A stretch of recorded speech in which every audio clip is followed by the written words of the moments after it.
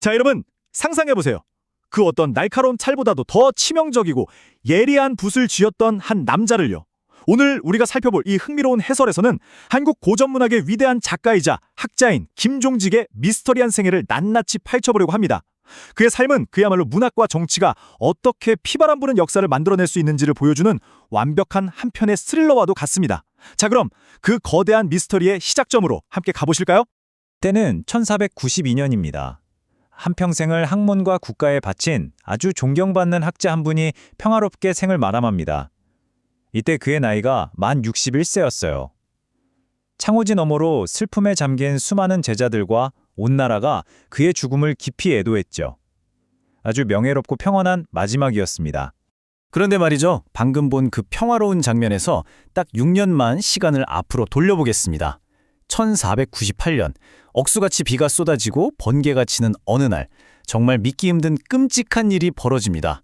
방금 그 존경받던 분의 무덤이 산산조각 파헤쳐지고 부서진 관짝이 진흙탕 속에 나뒹굴게 됩니다.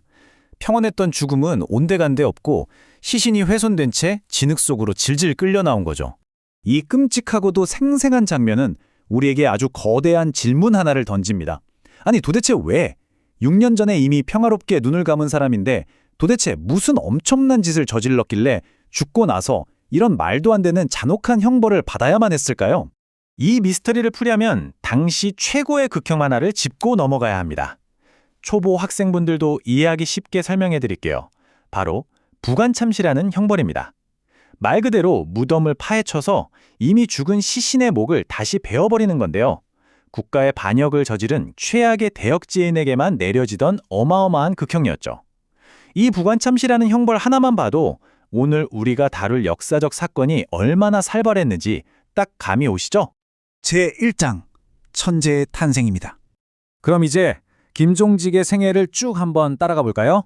그는 1431년 경남 밀양에서 태어났는데요. 만 나이로 딱 28세가 되던 해에 과거에 급제하면서 본격적으로 관직에 발을 들입니다. 이후 만 40세에 함양 군수로 부임하고 세조와 성종 임금 시절을 거치며 탄탄대로를 달린 그야말로 엄청난 엘리트이자 천재였습니다. 이 시기 역사를 볼 때 절대 빠질 수 없는 게 바로 살인파입니다. 살인파란 도덕적인 의무라던가 올바른 향촌 교육, 그리고 실천적인 윤리를 엄청나게 강조했던 깐깐한 성리학자들의 무리를 뜻해요. 김종직은 이 엄격한 도덕 규범을 추구하는 살인파에 의심할 여지 없는 1인자, 즉 영수로 우뚝 서게 됩니다. 근데 여기서 진짜 흥미로운 포인트가 있어요. 김종직이 그냥 고리타분하게 방구석에서 책만 파는 철학자가 아니었다는 겁니다. 그는 시와 산문에 엄청난 재능을 가진 조선 전기 톱클래스의 문장가였어요. 이 탁월한 문학적 재능 덕분에 성종 임금의 두터운 신임을 얻어서 국바의 아주 중요한 외교 문서들을 직접 도맡아 쓸 정도로 실력 있는 관료이기도 했습니다. 제2장 치명적인 오만함. 자, 1471년 김종직이 만 40세의 나이로 함양 군수로 일하던 시절로 가보겠습니다. 바로 이때 그의 운명을 완전히 뒤바꿔버릴 아주 치명적이고도 극적인 사건이 하나 터지고 맙니다. 함양의 한 관아정자에 들렀던 김종직이 뭔가를 발견하고는 불같이 화를 내거든요. 그 정자에는 다름 아닌 유자광이라는 인물이 쓴 시현판이 떡하니 걸려 있었습니다. 유자광은 서자 출신이었지만 뛰어난 처세술로 높은 자리까지 올라간 인물이었죠.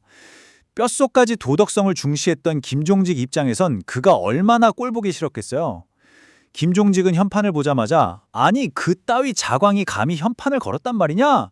하고 호통을 치며 당장 떼어내서 싹 불태워버리라고 명령합니다. 이 오만한 한마디와 불타버린 현판, 이게 훗날 엄청난 피바람을 불러올 복수의 시한폭탄 스위치를 눌러버린 셈이 됐죠. 이 사건 하나가 두 사람의 좁혀질 수 없는 관계를 완벽하게 요약해줍니다. 융통성 없는 도덕적 원칙주의자이자 자존심 하늘 찌르는 살인파 리더 김종직, 그리고 신분의 컴플렉스를 권력욕으로 채우려 했던 야심만만하고 뒤끝 장렬인 관료 유자광, 물과 기름 같았던 두 사람의 깊은 원한이 이 현판 화재 사건으로 빵 터져버린 겁니다. 제3장 복수의 무기와 사화. 자, 이제 시간을 훌쩍 거슬러 올라가서 1457년 김종직이 만 26세 젊은 나이였을 때의 일입니다. 그는 마치 핏빛처럼 붉은 먹물로 아주 무시무시한 글을 하나 써내려갑니다. 바로 그 유명한 조이제문이죠. 겉으로 보기엔 옛날 중국 초나라의 어린 황제였던 의제의 억울한 죽음을 애도하고 실파하는 문장이었습니다.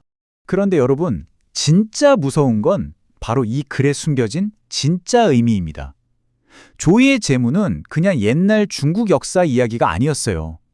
어린 의제를 죽인 사람이 누구였죠? 바로 항우잖아요.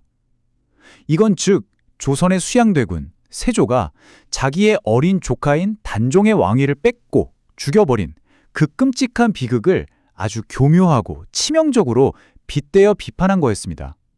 천재적인 문장력이 만들어낸 권력자를 향한 무시무시한 반역의 은유였던 거죠.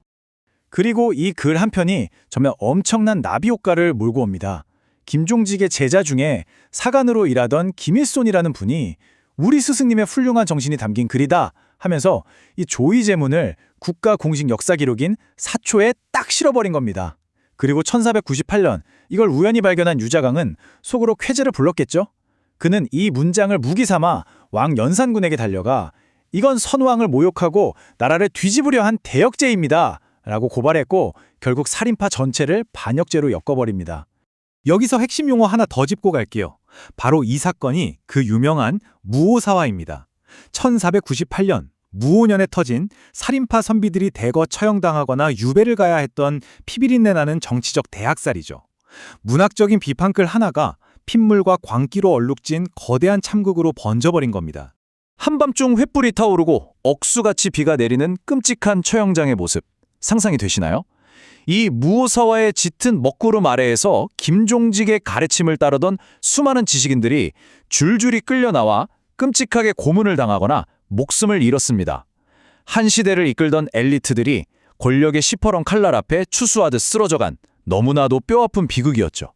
자, 그럼 유자광의 복수는 여기서 끝났을까요? 아니요. 그는 이미 죽어서 땀에 묻혀있던 원수 김종직에게 마침내 궁극의 복수극을 실행합니다. 왕의 허락을 받아내서 우리가 이 해설 맨 처음에 마주했던 바로 그 충격적인 장면, 무덤을 파헤치고 시신의 목을 베는 부관참시를 기어코 저지르고 만 겁니다. 함양의 작은 정자에서 시작된 그 자존심 싸움이 결국 죽은 자의 뼈와 살을 찢는 비극으로 되돌아온 순간이었죠. 제4장, 영원한 살인의 아거지. 하지만 여러분, 역사가 그렇게 호락호락하지 않습니다. 폭군 연산군이 쫓겨나고 중종이 왕위에 오르면서 수십 년 뒤 김종직의 명예는 다시 완벽하게 회복됩니다. 억울하게 썼던 반역죄의 오명은 씻겨나갔고 삭탈당했던 벼슬도 되찾았으며 심지어 여러 서원의 위패가 모셔지면서 후학들의 영원한 존경을 받게 됩니다. 부서진 관짝에서 다시금 명의로운 학자로 화려하게 부활한 겁니다. 마치 혹독한 겨울의 추위를 뚫고 기어이 피어나는 붉은 매화꽃처럼 말이죠. 부관참시라는 그 끔찍한 치욕과 잔혹한 사화의 겨울 속에서도 김종직의 꼿꼿한 정신은 결코 죽지 않았습니다. 그의 학문과 철학은 이후 김굉필, 조광조 같은 굵직한 제자들로 이어지며 결국 조선 역사를 주도하는 살인파의 붉은 매화로 찬란하게 피어납니다. 그렇게 그는 영원한 살인파의 아버지가 된 거죠. 오늘 이 흥미로운 해설을 마무리하면서 여러분께 꼭 하나 깊이 생각해볼 질문을 던지고 싶습니다. 길고 긴 역사의 궤적 속에서 과연 진정으로 더 강력한 힘을 가진 건 무엇일까요? 죽은 사람의 관짝마저 산산조각 내버리는 그 잔혹하고 폭력적인 칼일까요?